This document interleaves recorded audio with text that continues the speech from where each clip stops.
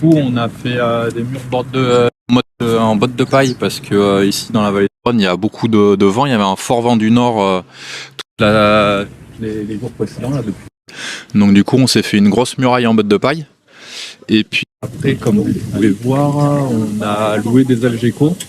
Donc on a 2 Algeco dans lesquels on a mis des lits pour pouvoir dormir à la nuit avec des radiateurs. On fait tourner un petit groupe électrogène pour avoir la lumière et pour l'électricité. Comme ça, on a la lumière, on a le chauffage.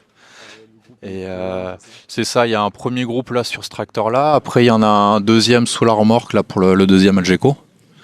Et du coup, on est. Le dortoir peut-être. Oui, on peut visiter le dortoir.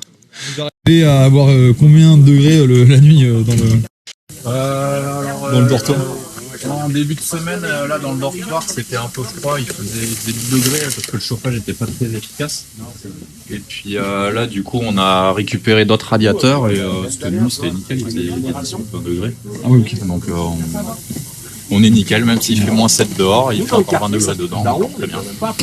Vous, en tant qu'agriculteur, vous êtes habitué à être dans le froid en extérieur en fait. Donc, est-ce que vous êtes bien résistant au froid ou bien juste vous couvrez On est résistant au froid, on a l'habitude, et puis surtout on est bien équipé. On a l'habitude d'avoir des vêtements chauds, de s'habiller chaudement pour l'hiver, pour travailler dans les champs.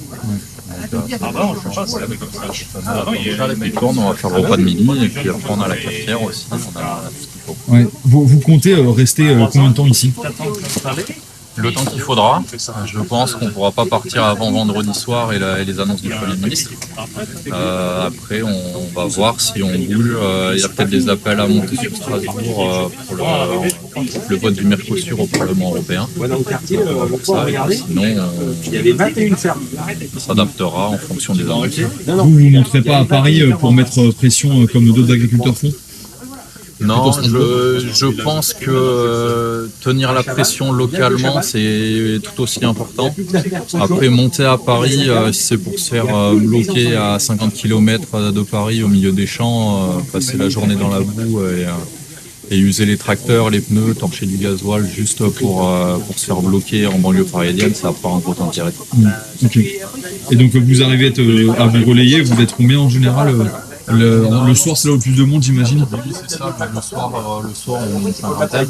Après, là, c'est midi. Il y en a quelques-uns qui sont restés pour manger. La plupart, ils sont rentrés voir leur famille et puis travailler un petit peu aussi. Globalement, on arrive à tenir à peu près une dizaine de personnes en permanence, entre 8 et 15. Et puis après, le soir, ça monte à 50, effectivement.